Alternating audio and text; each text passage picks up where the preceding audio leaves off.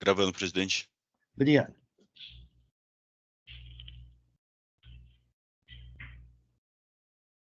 Bom dia. Iniciando-se o julgamento da primeira Câmara Julgadora do Tribunal de Impostos e Taxas do Estado de São Paulo, do dia 14 de maio de 2024, a qual está sendo gravada e será disponibilizada posteriormente.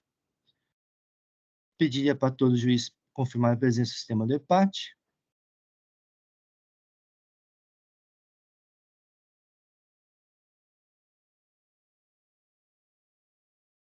Todo juiz confirmar a presença, vou iniciar a sessão no sistema. Temos 3 processos no dia de hoje. Vamos começar com os processos em que há pedido de sustentação oral e os patrões estão presentes. Só um momento.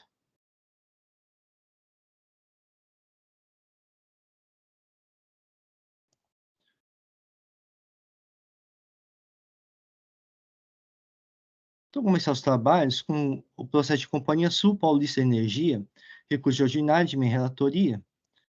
Só um momento que eu vou fazer registro da presença do patrono.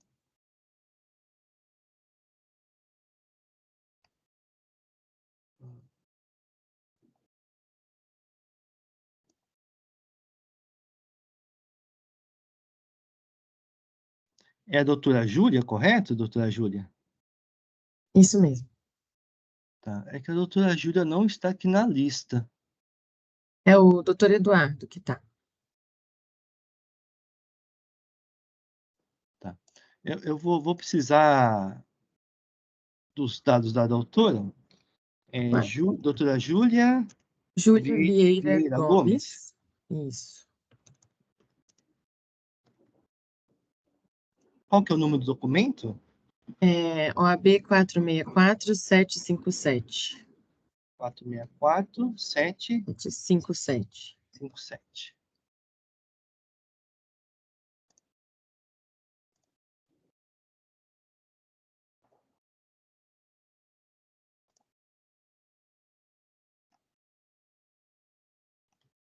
Muito bem, o recurso ordinário são 4 acusações fiscais, acreditar-se indevidamente ICMS em montante superior ao limite autorizado de 1,48 avos por mês, afetado pelo coeficiente de aproveitamento de crédito ICMS, que é calculado pela relação entre a soma das saídas e prestações tributadas e o total das saídas e prestações escrituradas no mês. Acreditar-se indevidamente ICMS atinge a apropriação de crédito para entrada de bens integrados ao ativo imobilizado empregados na atividade de iluminação pública, serviço que compete ao poder público municipal. Acreditar indevidamente ICMS atinge a apropriação de crédito para entrada de bens integrados no ativo imobilizado e que, no entanto, foram empregados em áreas não operacionais comerciais, alheias, portanto, à atividade da empresa. Acreditar-se indevidamente ICMS atinge a apropriação de crédito para entrada de veículos e ou suas partes e peças, entregados ao ativo imobilizado, empregados em atividades alheias à atividade da empresa, que é a distribuição de energia elétrica ou destinados ao seu próprio uso e consumo. Em sua defesa, a autuada informou o pagamento dos itens 1.11, 2.11 a 2.59 e 3.11 a 3.59. O núcleo fiscal de cobrança informou que o fim do pagamento foi suficiente para liquidar os subitens 1.1, 2.11, 2.59, 3.11 a 3.59. A autuada apresentou manifestação, alegando equívoco no núcleo fiscal de cobrança em razão do pagamento dos itens 1.11, 2.11 a 2.59, 3.11 a 3.59. O núcleo fiscal de cobrança informou que, devido a um lapso, foi interpretado que a intenção seria diligenciar os subitens 1.11, 2.11 e 2.59, 3.11 e 3.59 do AIM, e o recolhimento efetuado foi insuficiente para liquidar os subitens 1.11, 2.11 a 2.59, 3.11 a 3.59. A autuada manifestou-se não concordando com o núcleo fiscal de cobrança. A decisão primeira instância julgou procedente a auto-infração. Em conformidade com a decisão primeira instância, o contribuinte interpôs recurso ordinário, apresentando as seguintes alegações. Efetuou o pagamento dos subitens 1.11, 2.11 a 2.59 e 3.11 a 3.59 do AIM. Nulidade da decisão, decadência, direito ao crédito de ICMS relacionado a aquisições de equipamentos utilizados na instalação e manutenção da rede de transmissão. Por fim, requer a nulidade da decisão em primeira instância, o reconhecimento do direito ao crédito do ICMS e a determinação de diligência para que seja atestado o pagamento dos itens 1.11, 2.11 a 2.59, 3.11 a 3.59, que foram recolhidos integralmente, ou que seja determinada diligência para análise dos pagamentos com a indicação de uma posição fundamentada sobre a suficiência ou não dos pagamentos. A doutora Interpretação Fiscal manifestou-se não pelo recurso ordinário. Em razão dessas divergências quanto ao pagamento, foram determinadas várias diligências para acolher na segunda Câmara Julgadora, para a quarta Câmara Julgadora e para a sétima Câmara Julgadora. Ao final, na última diligência, a DRT-16, Núcleo de Fiscal de Cobrança, informou que o valor foi suficiente para a quitação integral dos subitens 1.11 e 2.11 a 2.59. Para os subitens 3.11 a 3.59, o valor foi insuficiente para a quitação parcial. Não houve recolhimento do subitem 1.12. A autuada apresentou manifestação concordando com a informação da quitação integral dos subitens 1.11 e 2.11 a 2.59 e parcial dos subitens 3.11 a 3.59, e não concordando com a informação do não recolhimento do subitem 1.12. A protesto de apresentação oral, este é o relatório. Doutora Júlia, fique à vontade para realizar. Muito obrigada, bom dia a todos. A minha exposição vai ser bem breve, até em razão dessas diligências, né, que aconteceram no processo. Na nossa última manifestação, a gente fala sobre a questão dessa quitação do item 1.12, que foi um item quitado no PEP lá em 2016 pela companhia em razão de uma denúncia espontânea, né, quando a empresa teve conhecimento da fiscalização instaurada pelo fisco em relação aos períodos de 2010 e 2011, a companhia constatou um equívoco referente a 2012, tanto que é efetivamente, né, o que está sendo cobrado em relação ao subitem 1.12, que é janeiro de 2012, e a companhia constatou esse equívoco. À época, o PEP estava ativo, né? Estava ativo no Estado, e a companhia entendeu pelo pagamento em relação a janeiro de 2012, que não fazia parte da fiscalização instaurada à época, que era o período, né, anterior, obviamente, para o qual não caberia ali o benefício da denúncia espontânea. Isso foi comprovado nos autos, né? A companhia tem dito sobre isso desde a impugnação, e a gente já teve aí, como bem relatado, 5 diligências fiscais para a resolução desse assunto. A última manifestação que foi apresentada pela companhia ainda não foi apreciada pelo fiscal, cuja manifestação nós demonstramos como foi feito, né, a recomposição do cálculo que ensejou o pagamento da denúncia espontânea em relação ao item 1.12. Sobre esse ponto ainda o fiscal não se manifestou. Então, a companhia entende, né, que para que, de fato, a gente possa aqui adentrar no mérito, para que a gente possa sanar a discussão relativa ao que efetivamente foi quitado ou não, a companhia entende que o ideal, nesse caso, né, os senhores concordem, é baixar os autos em diligência para que o fiscal se manifeste sobre a petição que foi apresentada, em que há comprovação da quitação por meio da denúncia espontânea em relação ao item 1.12, que é justamente o período que não estava abarcado na fiscalização instaurada em relação a 2010 e 2011. Fora isso, né, caso os senhores entendam pelo prosseguimento do julgamento, a gente tem aqui a cobrança de ICMS pelo creditamento indevido, né, de bens adquiridos aí para o ativo imobilizado da companhia, que são utilizados na sua manutenção da rede elétrica.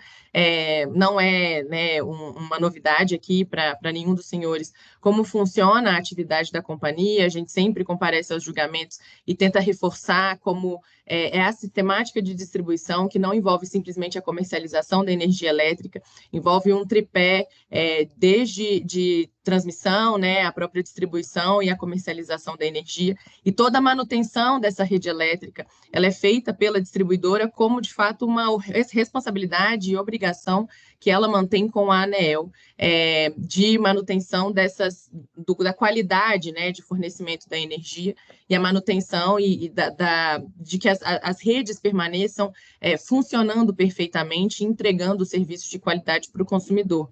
E em razão disso, né, essas atividades que estão relacionadas à manutenção da rede, para que permita que a atividade seja concluída, eles estão, sim, relacionados à atividade da companhia e dão direito ao crédito do ICMS, o que é o caso desses materiais que foram glosados pela fiscalização, que são empregados nessas atividades diversas de manutenção, e os próprios veículos que a gente sempre relembra, já foram entendidos pelo TIT, né, no passado, pela Câmara Superior do TIT no passado, serem passíveis de creditamento no âmbito do SIAP. E a gente gosta, enfim, gostaríamos de lembrar novamente que o STJ tem um entendimento favorável em relação ao creditamento dos combustíveis que são utilizados nesses veículos, né? Então, no momento, a gente não tem uma manifestação específica sobre os veículos, mas já temos manifestações no STJ reconhecendo o creditamento dos combustíveis que são utilizados nesses veículos e também o entendimento atual do STJ pelo creditamento de produtos intermediários. Se a gente não for pensar aqui sobre algo que está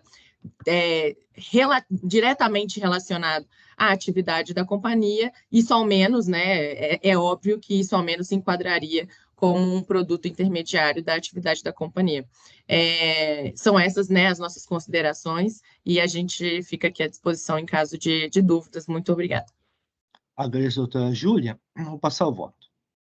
No tocante aos recolhimentos efetuados, a DRT 16, Núcleo Fiscal de Cobrança, informou que o valor foi suficiente para a quitação integral dos subitens 1.11 e 2.11 a 2.59. Para os subitens 3.11 a 3.59, o valor foi insuficiente para a quitação parcial. A autora manifestou-se pela concordância com o informado, sendo que a distribuição proporcional dos recolhimentos para os subitens 3.11 a 3.59 encontra-se as folhas 2045 a 2046. Quanto ao subitem 1.12, alega a autuada que ele foi recolhido por denúncia espontânea antes da lavatura do AIM.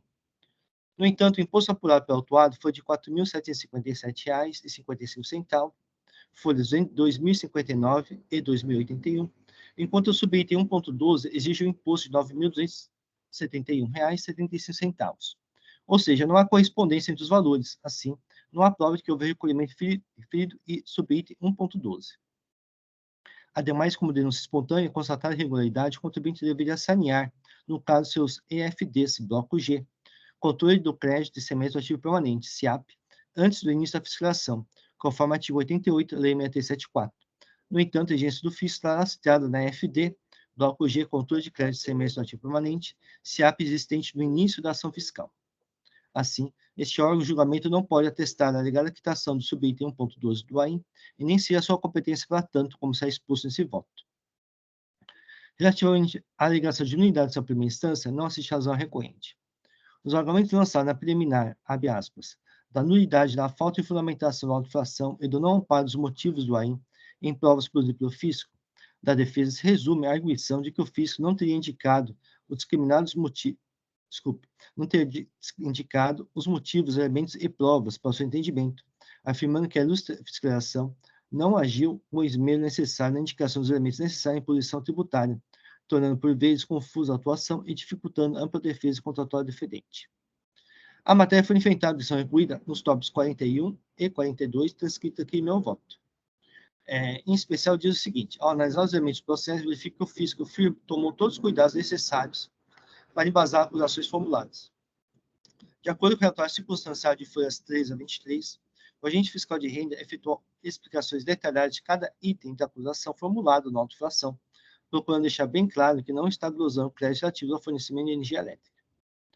Como preliminar, entende que a matéria foi apreciada pela ser recolhida, estando a autoinfração estudo por relatório circunstanciado, contendo as razões do fisco para cada item do AIM, e demonstrativos que indicam e discriminam cada produto cujo crédito foi considerado indevido, de acordo com sua utilização, iluminação, bens empregados não operações comerciais e veículos.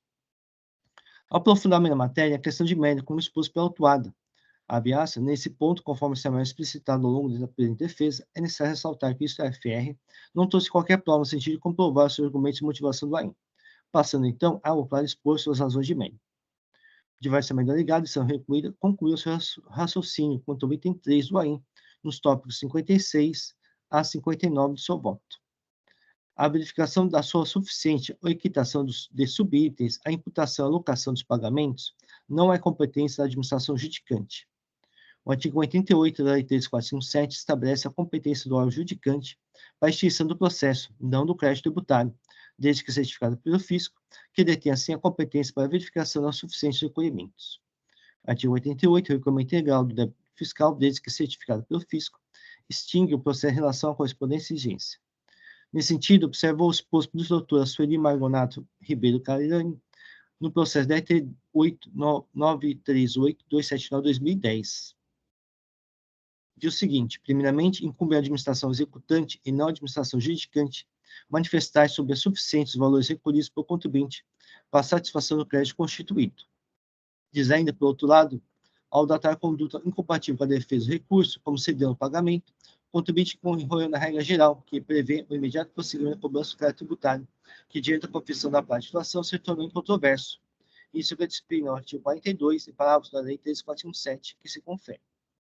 Em síntese conclusiva, em julgamento no sentido de que reconhecer que não é matéria afeta a competência do tribunal questões relacionadas com a homologação de pagamentos efetuados. Assim, não compete esse título a decretação ou liquidação do débito fiscal, nem a correspondência de extinção do crédito tributário.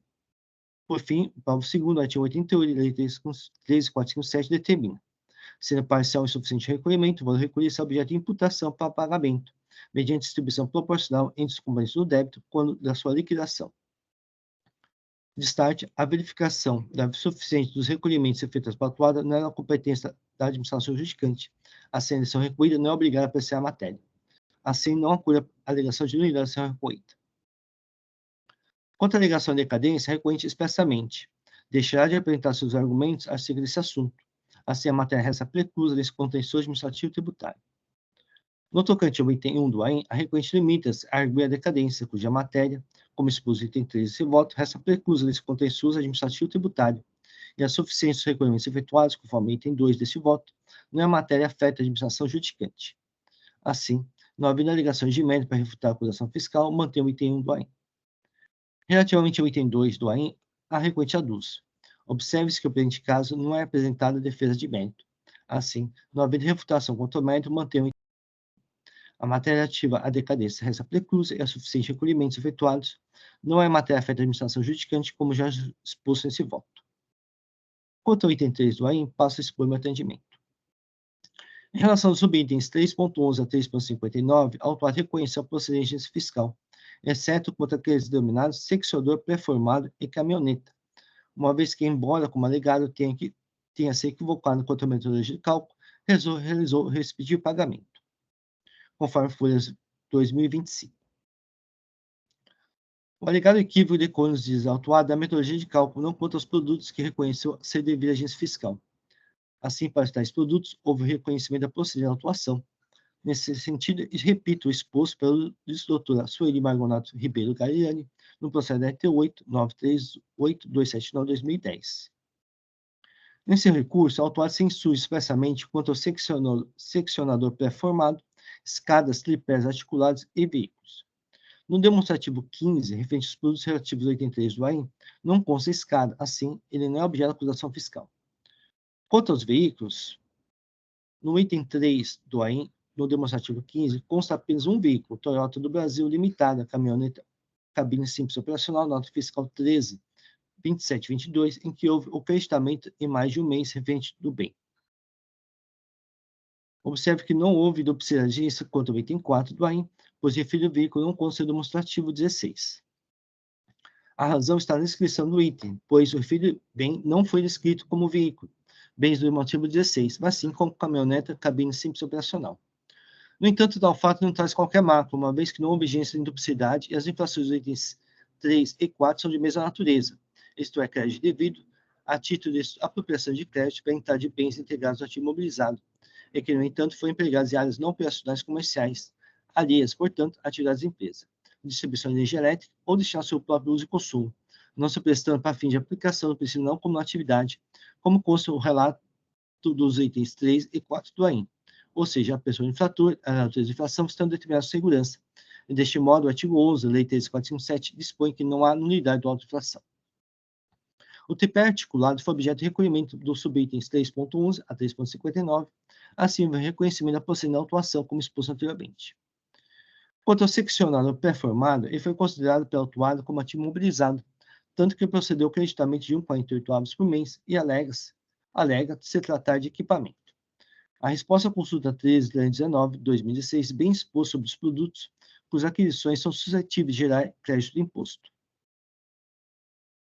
E o seguinte, entretanto, cabe esclarecer que o crédito CMS é cobrado na aquisição de bens destinados a integrar ativo imobilizado, conforme previsto na Lei Complementar 87/96, artigo 20, parágrafo 5º, incisos 1 a 7, e na Lei 634/36, parágrafo 4º, somente será admitido caso os respectivos bens, nos termos dispostos da edição normativa CAT 2 de 2000, e no item 3.3 da edição normativa CAT 1 de 2001, abre aspas, serão utilizados direto e exclusivamente no desenvolvimento da atividade do adquirente, da qual resulte a realização subsequente de operações relativas à circulação de mercadorias ou de prestação de serviços sujeitos à tributação do imposto.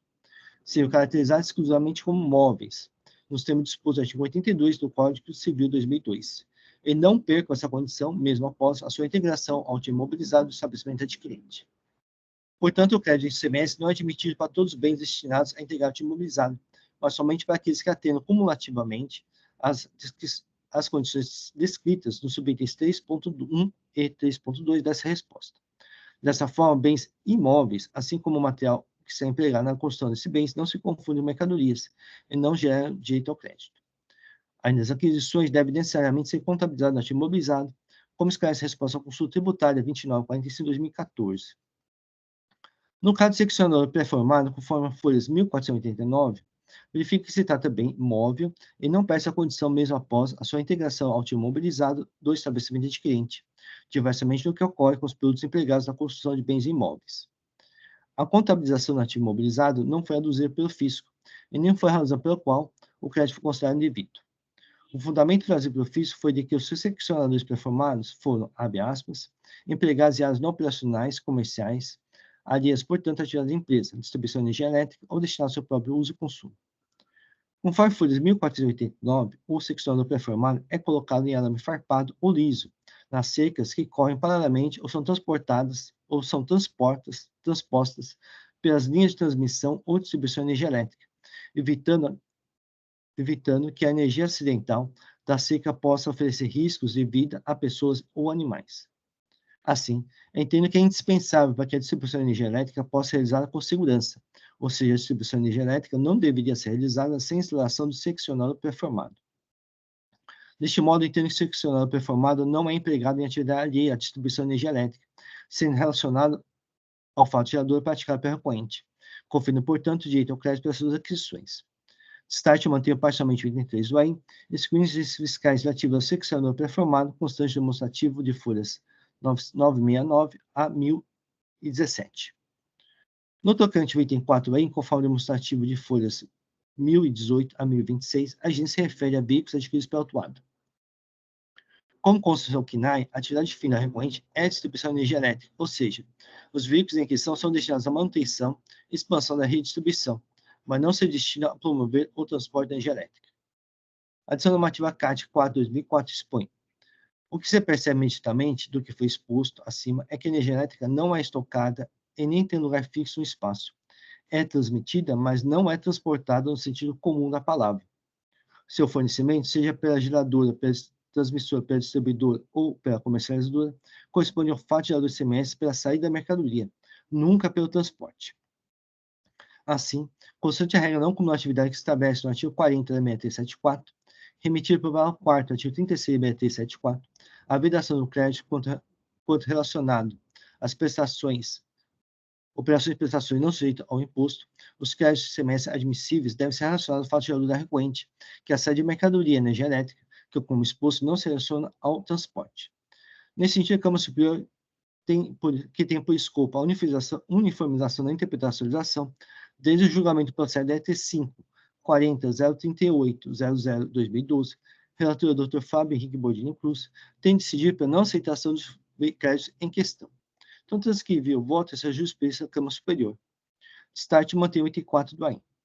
Relativamente ao julho, a súmula 10 do TIT foi revisada nos seguintes termos. Os juros de mora aplicáveis ao montante do imposto e multas de auto-infração estão limitados à taxa Selic.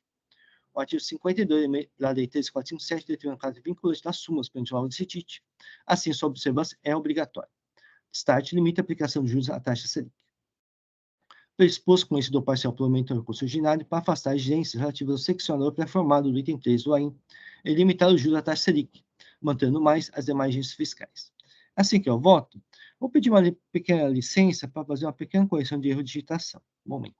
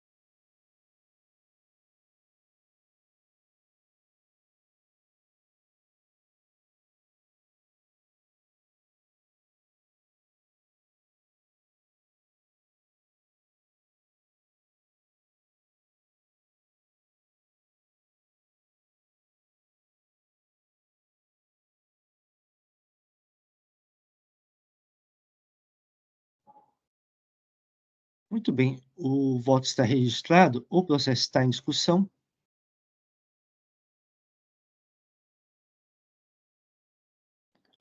O doutor Eduardo Soares já solicitou vistas.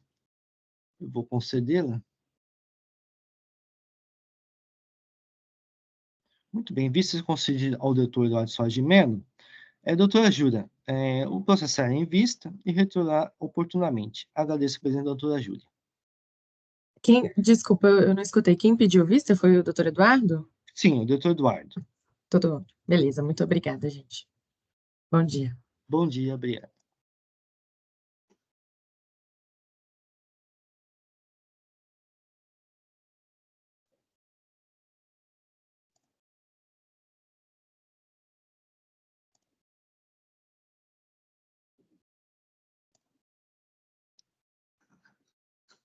Passar para o processo de Passar para o processo de Ouro-Oeste Bioenergia Limitada, em recurso ordinário, relator doutor Carlos Henrique. Obrigado, presidente. Só um momento, vou fazer registro de presença do patrono.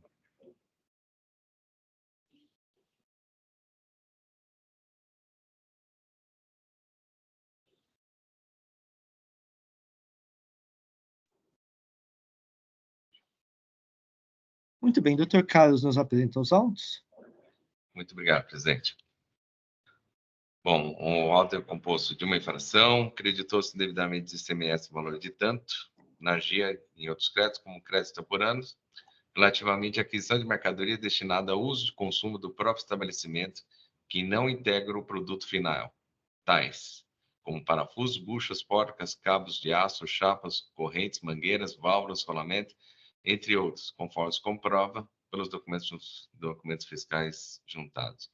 O recorrente apresentou textualmente defesa 205246. O físico rebateu todos os argumentos apresentados pela recorrente em sua defesa. A respeitável decisão de primeira instância administrativa, folhas 309.321, julgou integralmente procedente a auto-infração.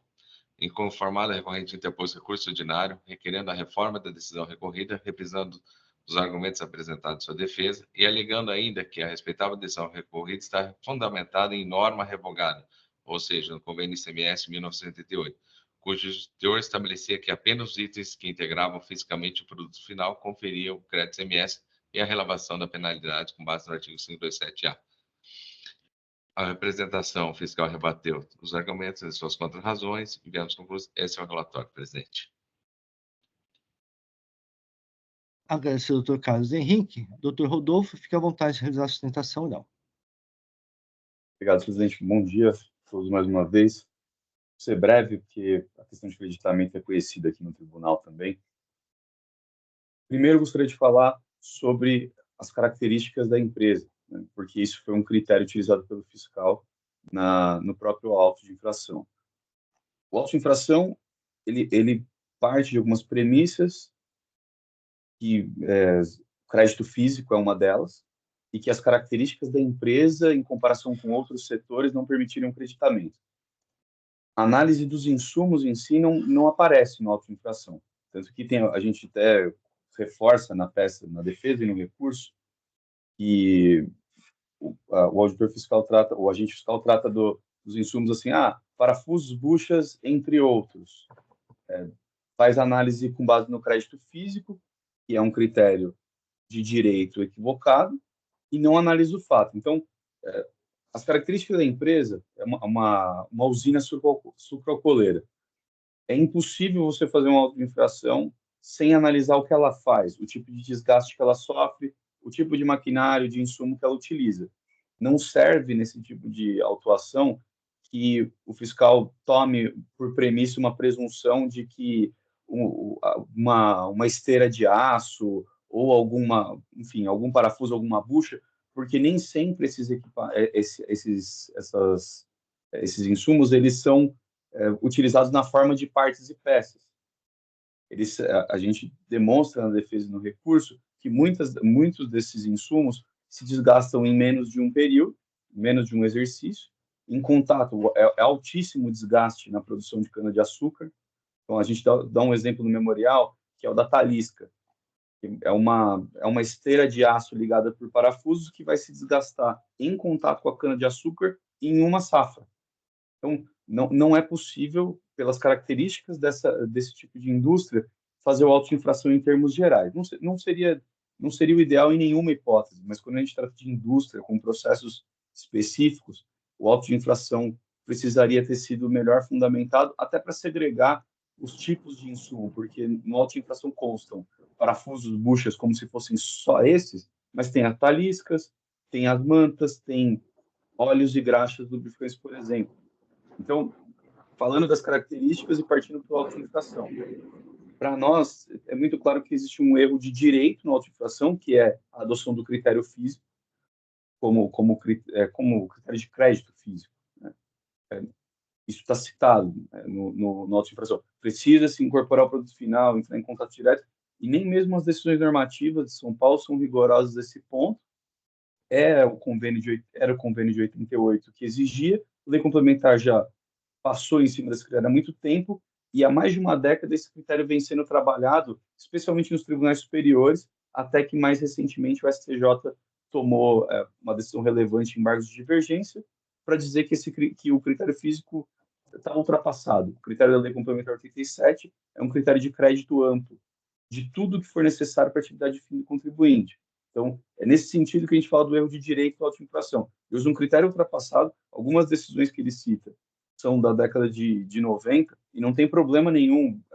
Os precedentes, na common law é normal que você tenha precedentes com 100 anos, não tem problema. O ponto é que, nesse caso do crédito, tem uma evolução substancial de jurisprudência que leva para o critério físico lá atrás do convênio, para o critério de crédito amplo hoje vinculado à atividade de fim. Então, esse erro de direito à auto-infração, na nossa visão, torna esse lançamento nulo por isso também. Mas, além dele, tem o próprio fato que não foi investigado, né? Colocando todos os insumos como se eles fossem a mesma coisa, e citando alguns, e dizendo entre outros, e se vinculando ao critério físico, né? Isso é que o agente fiscal fez no auto de infração. Criou um critério jurídico ultrapassado, se apoiou no critério jurídico ultrapassado, e lança os insumos como se fossem todos a mesma coisa. Tanto que nós até tratamos de diligência, mas depois da decisão da DTJ também se fixa nesse critério físico que, a nosso ver, já está completamente superado. Então, na primeira parte de formalização do auto de infração, a gente já entende que tem defeitos relevantes que o tornam inválido, tá? Antes de entrar no mérito.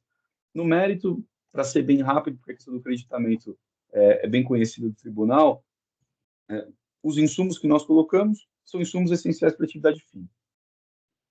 O STJ pacificou essa jurisprudência mais recentemente, a partir de outubro, mas já vinha de um trabalho de uma década. O TJ São Paulo aplica reiteradamente essas decisões de que os insumos que dão direito a crédito são aqueles relacionados à atividade fim da empresa. A própria Euroeste tem um processo no Tribunal de Justiça de São Paulo em que ela se sagrou vitoriosa, é o mesmo processo produtivo, são basicamente os mesmos insumos. E mais recentemente, nós apresentamos no memorial, em decisões já deste Tribunal de Impostos e Taxas, aplicando esse entendimento do STJ já para tratar do crédito como decorrente de insumos vinculados à atividade de fim do contribuinte, que sejam relevantes, essenciais, enfim. Usam vários termos, mas que sejam importantes para a atividade de fim do contribuinte. Então, com esses termos, já coloco à disposição para qualquer pergunta. Obrigado. Agradeço, doutor Rodolfo. Doutor Carlos. Presidente, eu peço licença do outro patrono.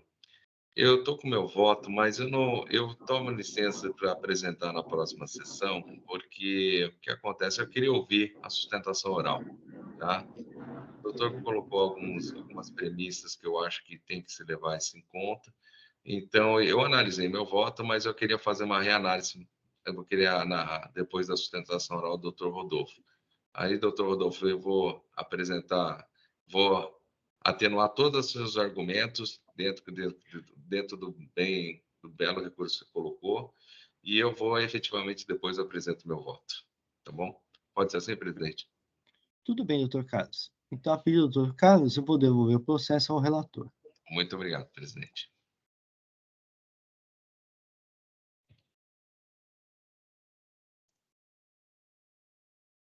Muito bem. Doutor Rodolfo, então o processo foi devolvido ao doutor Carlos, relator do processo, e votar oportunamente para julgamento.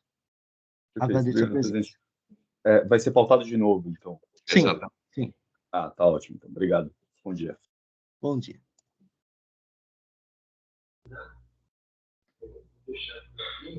Passava o processo de Guirino 600 Transporte S.A., recurso ordinário, de minha relatoria, e houve solicitação de vista do doutor Eduardo Soares de Mello. Doutor Fábio Rodrigues, o doutor vai acompanhar o julgamento? Primeiramente, bom dia, cumprimento a todos na pessoa do nobre presidente. Eu vou acompanhar o julgamento, sim. Ok. Que a sustentação oral já foi realizada, né, anteriormente? Isso. Ok. Presidente, desculpe, presidente. Já é possível disponibilizar o seu voto. Enquanto isso, eu vou fazer uma pequena síntese do processo. Perfeito. Tudo bem? Aí eu edito. Então, já é possível a edição do seu voto. Então, era um recurso ordinário, havia 4 acusações fiscais. Deixar de pagar ICMS por emissão e escrituração de documentos fiscais, bilhete de passagem eletrônicos referente a operações tributadas, com erro na determinação de base de cálculo. Não foram levadas em tributação as parcelas referentes a pedágio e a taxa de embarque. Deixar de pagar o ICMS por falta de recolhimento do diferencial de alíquota na entrada de mercadorias oriundas de outro estado, destinados ao uso e consumo do próprio estabelecimento. Acreditar-se indevidamente ICMS relativo a operações de entrada de mercadorias para uso e consumo do próprio estabelecimento. E acreditar-se indevidamente ICMS relativo a prestações de serviço de comunicação para o estabelecimento. A adição em primeira instância julgou procedente o AIM. O contribuinte apresentou recurso ordinário, alegando em seguintes alegações: impossibilidade sobre a taxa de embarque e tarifa de pedágio, impossibilidade da cobrança de ICMS sobre diferencial de alíquotas, creditamento de ICMS apurado na aquisição de insumos na atividade empresarial do transporte público rodoviário, multa confiscatória e impossibilidade de incidente de juros sobre a multa. Por fim, requeriu em procedimento de autuação e a dúvida da representação fiscal manifestou-se pelo não conhecimento, ou caso contrário, não pelo recurso ordinário. No meu voto, eu disse o seguinte: no tocante ao item 4, a autuada formalizou a confissão e retratável do débito fiscal antes da apresentação da defesa. Assim, por referido item, não há processo administrativo tributário, uma vez que tem por origem a apresentação da defesa. Então, deste modo, o item 4 não é objeto de contestação por parte da autuada. Então, restaram 3 itens para análise. Quanto à inclusão das taxas de embarque e tarifas de pedágio na base de cálculo, eu expus o meu entendimento pela procedência da autuação. E citei, ao longo do meu voto, corroborando meu entendimento, a resposta à consulta número 521 de 2004. Quanto à declaração de impossibilidade de cobrança semestre sobre o diferencial de alíquota, entendi que não assiste razão à recorrente. Disse o seguinte: analisamos os produtos listados no demonstrativo 2, não há combustíveis, óleos, lubrificantes ou pneus. Verifica-se que se trata de sachê floral, baterias, etc., várias mercadorias. Assim, não são produtos para manutenção, reparo e reforma de veículos, não se trata, portanto, de insumos para prestação de serviço de transporte. Entendi que não adita o crédito semestre para aquisição de tais produtos. Citei a resposta à consulta tributária 24.844/2021.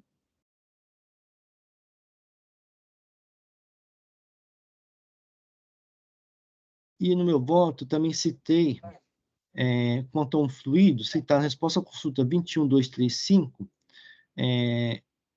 que seria o ARA 32, que é consumir diretamente o acionamento de veículos. No presente caso, diversamente, trata-se de fluido referente chemoso freon, que é destinado a condicionador de ar automotivo. Disse o seguinte: são produtos diversos, sendo que o fluido referente chemoso freon R13-134A não se destina ao funcionamento como automotor, cujo funcionamento independe do condicionador de ar, bem como não há qualquer próximo consumo integral imediato na prestação de serviço de transporte. Portanto, não adita ao crédito pelas requisições. Então, eu mantive o item 2 do AIM. Quanto ao item 3 do AIM, analisando o demonstrativo 3, conforme apreciado no item 2 desse voto, verifica-se que trata de produtos para manutenção, reparo e reforma de veículos, não se tratando, portanto, de insumos para prestação de serviço de transporte. Então, entendi que não confere direito ao crédito. O caráter confiscatório muito aplicado está pacificado na Câmara Superior, citei uma jurisprudência nesse sentido. A incidência de juros sobre a base de cálculo da multa é matéria pacificada pela súmula 13. Então, concluí meu voto, conheci e neguei pelo curso ordinário. Dr. Eduardo Soares de Mello solicitou vistas.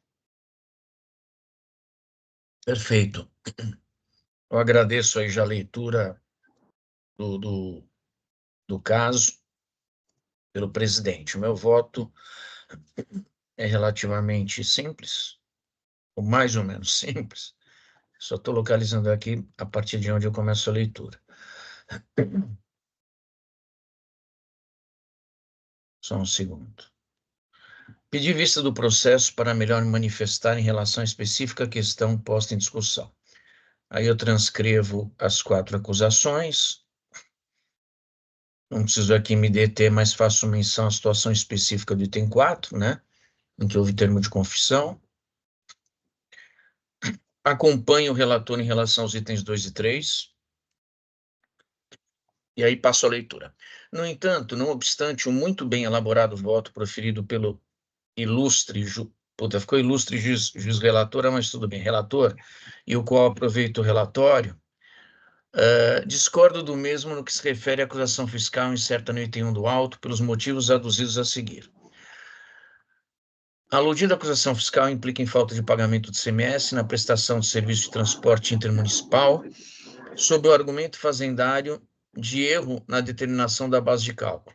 Isso porque, no sentido do trabalho fiscal, não houvera a devida tributação estadual das parcelas referentes ao pedágio e à taxa de embarque. Tenho para mim, data vênia ao voto do ilustre juiz-relator, a ilegitimidade da acusação fiscal do item 1 em decorrência da impropriedade da inclusão da taxa de embarque do pedágio na base de cálculo do imposto estadual em comento. A base de cálculo do imposto é o elemento da regra matriz do tributo que dimensiona a ocorrência e a intensidade da hipótese de incidência. Ato, fato ou situação sujeita à tributação, compondo em conjunto com a figura da alíquota o seu aspecto quantitativo. Essa grandeza, base de cálculo, a que será adstrita, no caso de transporte intermunicipal e interestadual de pessoas, passageiros e coisas, cargas, ao preço do serviço. Em outros termos, na base de cálculo do ICMS Transportes, deve ser repudiada a inclusão de qualquer elemento estranho que não guarde a devida correlação com a materialidade tributária.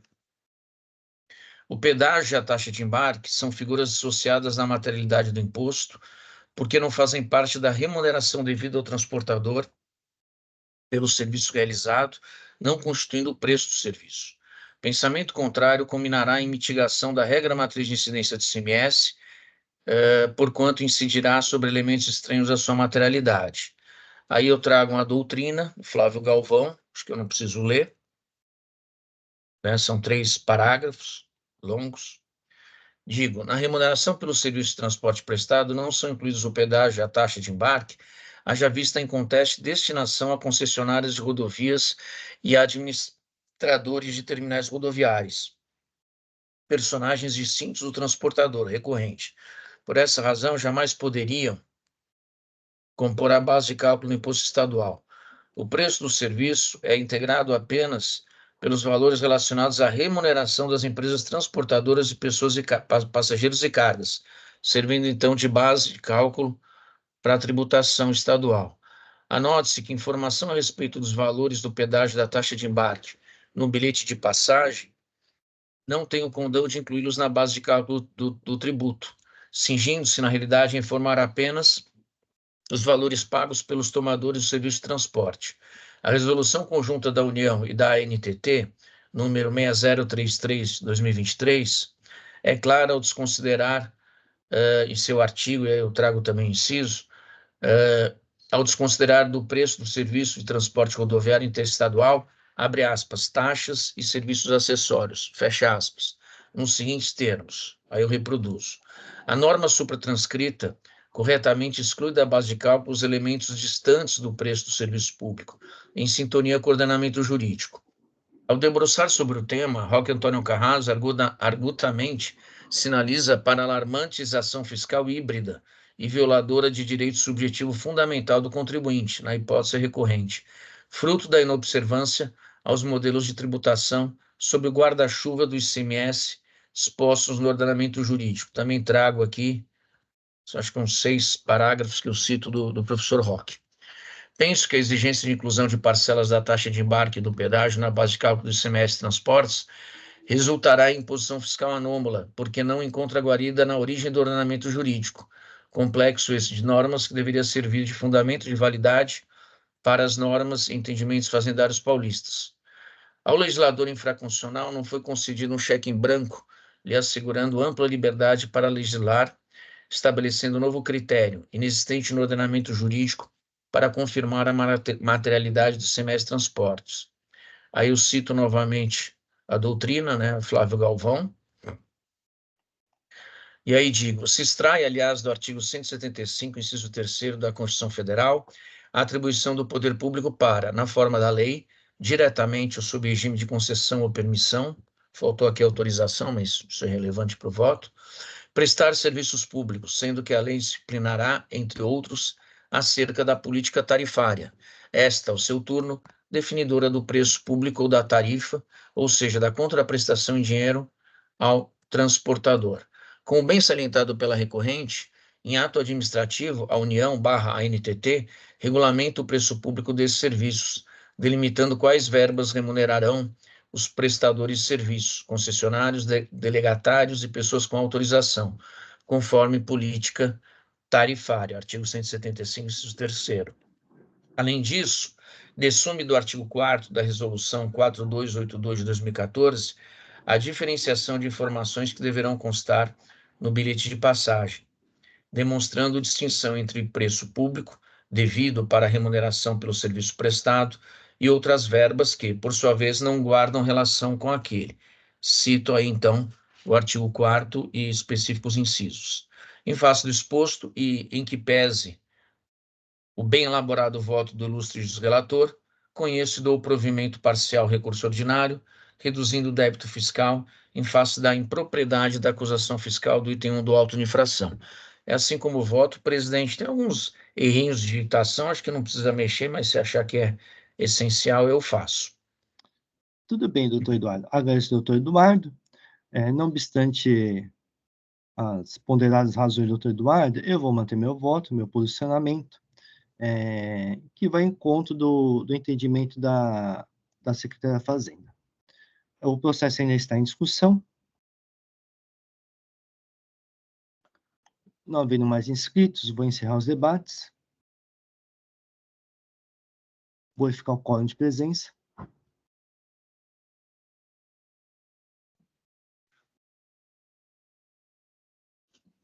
E vou iniciar a votação.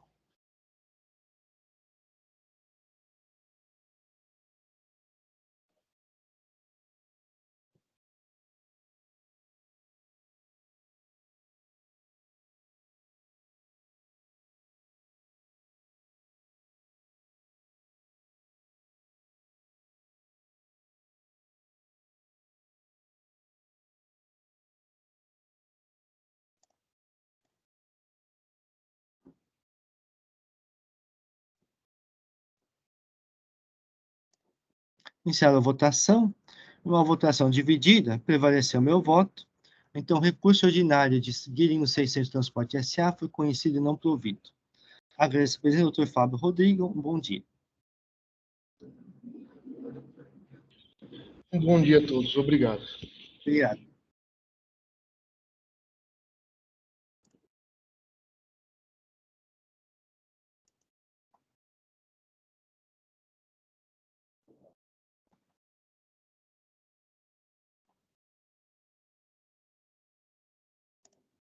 Só um momento que eu preciso declarar o voto vencedor.